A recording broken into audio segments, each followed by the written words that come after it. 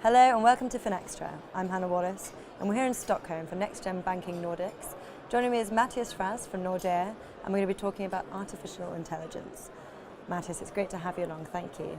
Thanks for having me. Firstly, there's no doubt there's a lot of hype around artificial intelligence. Can you tell me why this is?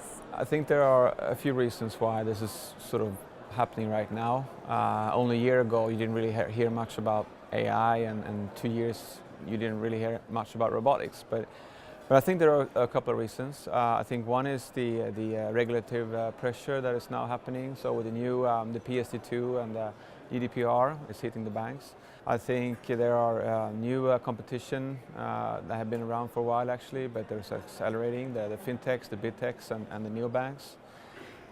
And it's also about changing customer behavior and a few other things. That in combination with that the maturity of the new technology is now sort of reached a certain point where it's actually, we can actually work with it, and it's actually available, it is fairly cheap, and it works. So I think those are the reasons why we now see such a hype in this area. What is the industry doing around this technology and where do you see it evolving? I think right now all of us are trying it out. We are getting into, robotics has been around for a while. That might not be AI, but we're seeing a lot of sort of machine learning now being applied in the big banks, especially in the areas of fraud detection, perhaps, and in the area of customer insight. I think there are also other areas where we are applying it and seeing it. We see a lot of sort of chatbots entering the markets, which is built on machine learning, deep learning, and we see a potential actually now where we combine the different technologies like robotics, algorithms, text analytics, OCR, and chatbots, and together they can actually automate an end-to-end claims process, for example. So if you use these technologies now in combination, you can actually from going from a more sort of incremental improvement point where maybe robotics is, to sort of take a whole value chain really and try to digitalize and automate it with AI. And finally, there's still quite a way to go with artificial intelligence. What do you think will be the main challenges? I think there are a few main challenges that are universal perhaps. So data is one of them. Data is the core of everything.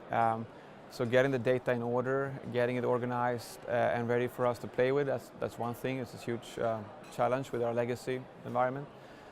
Second thing is some of the regulatory drivers is a bit counterproductive to what we're trying to achieve. We need to get around not being able to know stuff about the customer, because that's really what drives us to become more customer-centric. And the third one is around maybe talent, finding talent to do stuff. So having the data scientists and the data engineers and the business experts working together on solving these problems. But then there are also specific challenges for us as a big bank around the way we view our internal processes for compliance, budgeting, around how we organize and create an operating model that supports working with this new technology. It's different from what it is now, and also the mind shift thing. So thinking about we can actually do things in a very different way now, but we often get stuck in maybe trying to solve things that we shouldn't care about, like how do we organize emails in a better way. That might be something that cool thing to do, but that's not going to disrupt us. It's just an incremental way of improving. So those are some of the challenges, I think. Mattias, thank you very much for joining me. I hope you enjoy the rest of the event. Pleasure to be here. And thank you for watching.